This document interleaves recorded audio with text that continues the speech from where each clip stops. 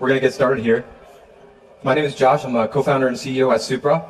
We're going to be talking about some new things that blockchains have never done before. So what is Supra? Supra is a vertically integrated layer 1. What does that mean? It means an all-in-one blockchain. And an all-in-one blockchain will enable new capabilities for dApps, and we call these super dApps. So let's start with the problem. The problem today is that most dApps have to run through multiple different networks.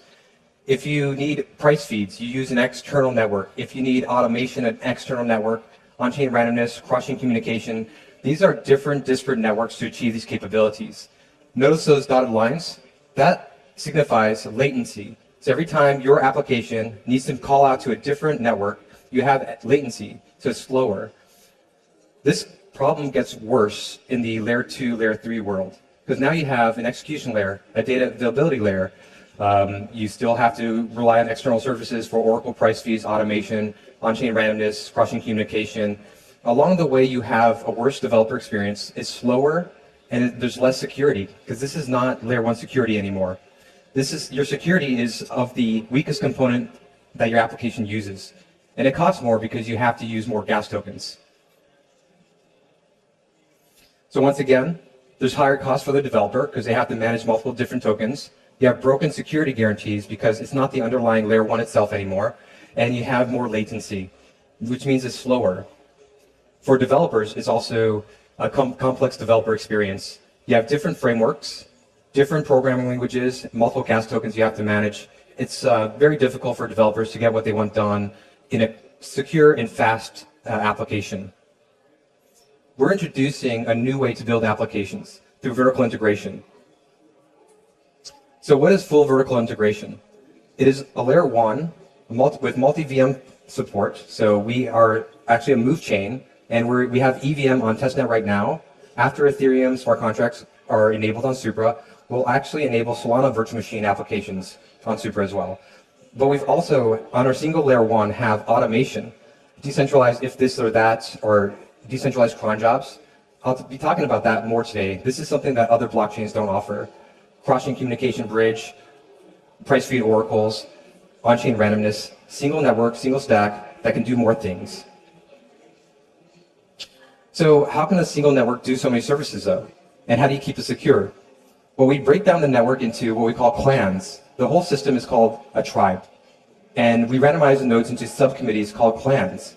These clans have to be shuffled periodically in order to keep the network safe. This is part of our security protocol, and this is what allows us to have a single network, yet be able to perform so many different services all at once. Moreover, once we have formed the clans themselves, those clans can be shuffled to be doing different services. So you don't have to have the same set of nodes doing the same thing all the time. In fact, the unpredictability of which nodes are going to be performing the next service is precisely how we have security. Now, Supra is a high throughput, low latency chain. In a test across 300 nodes around the world, a truly distributed test, we achieved remarkable results. We achieved 500,000 transactions per second throughput with sub-second consensus finality. So we are among the fastest chains in the world. And this has been formally verified by the Microsoft Ivory Checker. This is a test that others can replicate. Now you might ask yourself, how could you have so much throughput? Let me kind of break it down for you. On Supra, every single node on our network can be a batch producer. So they can be creating a batch and submitting it to the network on the order of, every couple hundred milliseconds. If every single node, 300 nodes are performing batches, and these batches consist of thousands of transactions, this is how we start to have really incredible throughput. Moreover, earlier I mentioned these clans. These are subcommittees. The data actually only has to be disseminated to the subcommittee clan to form a data availability quorum certificate or data availability proof. So you don't have to get the data to be disseminated to the entire network to have strong guarantees that the data is available. So in this system, we had a network of 300 nodes and 5 clans. These clans consisted of 60 nodes, but these nodes were globally distributed. The data is disseminated to the respective clans first. We form the data availability proof, and then we run our moonshot consensus, which is considered the fastest classical Byzantine fault-tolerant consensus algorithm. And once again, we've been accepted to top academic venues. This is peer-reviewed, and this is something that no one else has. So when you have fast, efficient data dissemination coupled with very low latency consensus. This is how you achieve these results. Once again, Supra is moving towards a multi-VM architecture. We're actually virtual machine agnostic. We think computers can run different programs as well as different virtual machines. A single computer can be running iOS and Windows and Linux. Why can't we just run multiple virtual machines? Now, some of the slides I'm going to be showing you next are a little bit slightly outdated because we have some brand new ideas in the last, frankly, week and a half, which we didn't have a chance to update here. Nonetheless, a single platform that can run multiple virtual machines allows developers from many different ecosystems to deploy on Supra. Once again, we went to market with MEV virtual machine first. EVM, Ethereum Solidity smart contracts, are deployable on our testnet right now. Once we move that to mainnet, we're going to be working on Solana virtual machine, SVM, and CosmWasm. So once again, our system is, the whole thing is called a tribe, right? And the subcommittees are called clans. The different clans can be running different services simultaneously in parallel. Actually, Supra has the most compute potential of any other blockchain as a result. So one clan can be running our decentralized Oracle agreement. This is a protocol that is finalizing data on 600 to 900 milliseconds. And I'm talking about data finality. This is not data production and then later final. This is full data finality. It is our opinion that this is a limit for this type of protocol. And this means that Supra will always have the fastest, most fresh data available. VRF, verifiable random function. What are these used for? These are used for like on-chain games, lotteries, loot boxes, even leader election, and we use our own on-chain VRF, on-chain randomness, for many things, including MEV resistance. I'll be talking about that today, as well as shuffling the nodes from one clan to another. So VRFs are actually quite interesting because blockchains are deterministic closed-loop systems. How do you get randomness into a system that is perfectly ordered, right? And we do this through novel and just great insights in terms of cryptographic security protocols. So a different clan can be executing the MEV virtual machine, another one the EVM, another one the Solana virtual machine, and then the other one can be running CosmWasm. Single stack can be processing many, many different transactions simultaneously, providing multiple services in a shared security environment. So let's talk about some of our new ideas. This is something that we think is going to be very, very important for blockchain to go mainstream. So MEV, maximally extractable value. This is something that is extracting so much value from chains like Solana and Ethereum right now. And what does this equate to? It equates to poorer, worse execution for the retail. And when you don't have the execution that you expect, you don't feel good about that. It's not fair, you know? So how do we prevent this? Now, I'm not going to say we have a full solution because this is a very difficult problem. However, to our knowledge, what we're going to be presenting today is the best mitigation strategy possible. So first of all, what is MEV? It's, there's toxic MEV, there's what's called good MEV, sure. But toxic MEV is things like front running and sandwich attacks that are kind of illustrated in this animation here, where the Byzantine transactions colluding with the node operator are adjusting the transaction ordering to benefit them. So what is our solution? As I mentioned earlier, Supra has native on-chain randomness. So when you have a block of transactions, those transactions themselves can be executed in a random function, meaning we require the execution to be executed randomly. So you cannot predict the order in which transactions are going to be executed, which means node operators cannot collude to position transactions to benefit them and the people and parties they're working with. Instead, it's unpredictable. You don't know which order it's going to be, so it doesn't matter which order the transaction in that particular block lands. Remember, Supra is a high throughput, low latency chain. We are routinely finalizing 3 blocks per second. So we're talking about 300 millisecond finality per block. So there's not any latency here either because the on-chain randomness is generated through our threshold signature on the block itself. The randomization of transaction execution is one of the best MEV mitigation strategies that we are aware of. And remember, we're also not introducing any additional latency here. That's a major important part of this, because speed matters.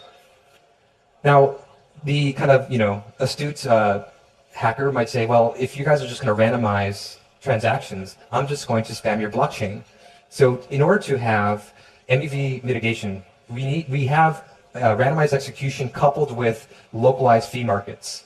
In this particular animation, you can see the light blue box is getting filled up really quickly. A lot of transactions are trying to hit the same state or smart contract, And at the bottom, you can see that the cost to execute upon that exponentially grows. So localized fee markets make it prohibitively expensive to spam the block. So randomized execution with localized fee markets, we believe, is the absolute best way to handle toxic MEV. And once again, this is being done with no additional latency. Now, in blockchains today, there are many forces that are extracting value from the ecosystem. You have liquidators, external parties, high-frequency traders, algorithmic traders, arbitrageurs, external services, MEV bots that are actually extracting value for the benefit. And that results in poorer or worse execution for the end consumer. Our whole North Star, and blockchain's North Star, should be execution quality. How do we get the best execution quality for the end consumer? So moving forward here, I want to introduce a couple of ideas that are brand new that can help tie the picture together. Supra is working on a network-owned liquidity or network treasury. This decentralized treasury will be controlled through decentralized governance to promote ecosystem initiatives. We can be reinvesting in projects. We can provide incentives for node operators and beyond infrastructure providers. And what's ultimately important here is that Supra is looking to make sure we build a system that is long-term sustainable, right? So blockchains are not just computer systems and distributed networks, they're also economic machines, right? So what we're going to be doing, and I'll be explaining how, we're going to be describing means and strategies in which the system doesn't have to rely on transaction fees and MEV. Remember, we're trying to provide MEV protection, and yet MEV is a significant revenue source for node operators. Well, if we take that away, are node operators not going to be super happy? The answer is sure, they might not be. However, we're going to introduce a couple of new revenue streams that will provide a revenue for the treasury, for the node operators, for the dApps, and for the community. These ideas that I'm about to share are brand new, cannot be done on any other blockchain. And we actually think that this could be a significant, maybe actually highly lucrative business model. So Supra is a layer 1 with smart contracts, native Oracle price feeds, and automation. Now, these are not external nodes that are running the automation service. Our validators run it. The native automation is deployed on our testnet right now. And what can this enable? Well, we can do things like automated arbitrage. So at the end of every single block, we can identify any imbalances in these pools, DeFi pools and such. And with the decentralized treasury, we can use our own network-owned liquidity to rebalance pools on a block-to-block basis, 1 to 3 times per second. Why is this important? It keeps DeFi balanced, it keeps things solvent. And we call this zero block delay execution because there is no additional latency. There is no external network that has to submit the transaction. Our validator nodes are executing the arbitrage on a block-to-block basis. This arbitrage profit or revenue will be distributed to the treasury, to node operators that are actually executing it. So this is a new revenue stream for the node operator, and as well as to the dApp in which these opportunities emerged. So the dApp itself has a new revenue stream as well. So remember, our kind of North Star is execution quality. And instead of relying on external forces to rebalance DeFi, we do this through our native enshrined automation service. Moreover, with the same enshrined automated network, our node operators execute this, we can do automatic, deterministic, transparent liquidations. So in DeFi, if there's a position underwater, the automation network deterministically, transparently, can trigger the automation in real time. And you know exactly why and how it was triggered. It's deterministic. Every single node will execute this basically in real time. Once again, this is good for DeFi because it keeps things healthy and balanced. And typically for liquidations, there might be up to a 1% fee. This liquidation fee can be quite lucrative if the position was quite large. Once again, this is a new type of revenue stream that can be routed to the decentralized treasury, shared with the node operators that are executing it, as well as to the dApp in which the opportunity arose. So this, once again, is another revenue stream for the dApp. The dApp can furthermore redistribute the proceeds to their community. So we think that this is a new form of business model innovation that cannot be done on any other blockchain in a zero latency manner. The redistribution of liquidation fees as well as arbitrage opportunities to the decentralized treasury, to the node operators that are executing the automation, as well as to the dApp in which this opportunity emerged, it is a superior business model to MEV. And by the way, which actually might be even bigger business model compared to MEV. So once again, the distribution of these rewards are to the dApps themselves, to the node operators, and to the treasury. The decentralized treasury will be governance controlled. That can be doing things like token buybacks, right? So if the community wants the treasury to buy back the Supra token, we can do this. If they want us to invest in the ecosystem, we can do this. If they want to extend block rewards, we can do this. Supra is a fixed supply token. So maybe in 10 years, who knows what the results will be. We've designed it so that these should last about 12 years. But if we don't, at least we have a growing, constantly growing, block by block, this is zero block delay execution, constantly growing treasury that may be able to support the long-term initiatives and health of the Supra economic ecosystem.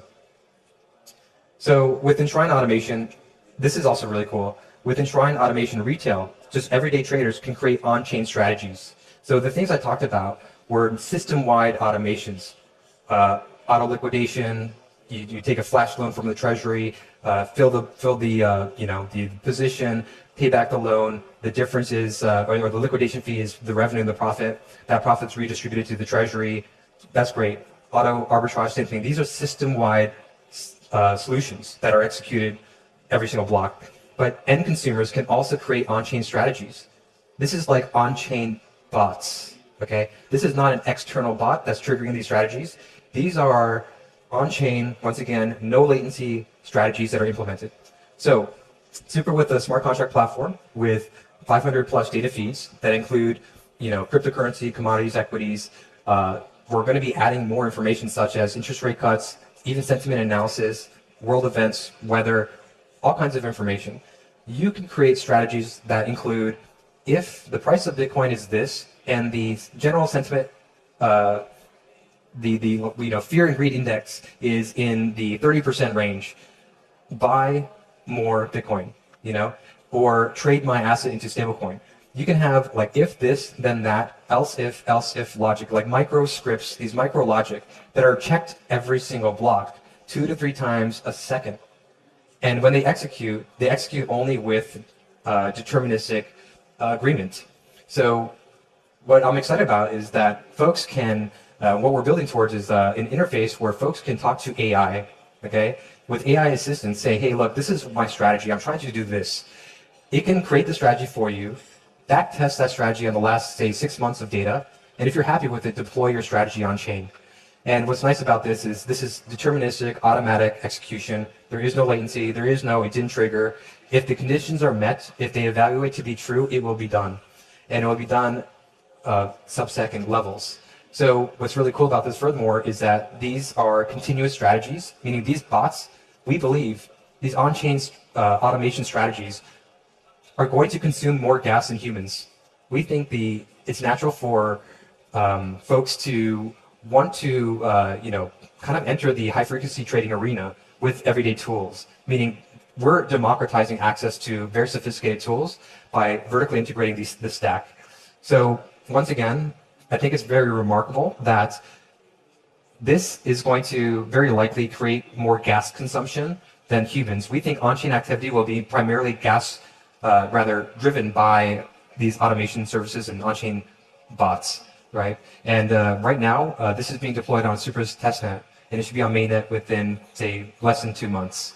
So we've been working on this for a year. This is a game changer. No one else has this. The combination of layer 1, fast layer 1 smart contracts with native Oracle price feeds, getting Oracle data on every single block, as well as automation. So you have the ability to create these conditional logic that's checked for a couple of times per second. It's going to enable all kinds of new use cases. And this is not just limited to trading. It could be refilling wallets. It could be a family giving their allowance to their kids. It could be subscriptions. In fact, this stack can, with stablecoins, you can basically build Stripe. You can build Stripe for really quickly. In fact, we have some folks that are working with us to do this. So we are really excited about this idea of full vertical integration that can enable new use cases that you just cannot do elsewhere. We're the first to do this, and in particularly the automation service, the zero block delay, zero latency automation is frankly a game changer. It starts to make blockchains act like real computers. We talk about world computers, yet blockchains don't communicate with the outside world. You need oracles. We talk about world computers, but these blockchains don't communicate with each other. You need cross-chain communication or bridges. Once again, we talk about world computers, but they don't have automation. You need some external party to do that. But what if you brought it all in one in a single stack? You have shared security, you have faster execution, you have a single token, so it's cheaper, and it's, mostly the thing I'm most excited about is it enables new types of use cases you literally cannot do elsewhere.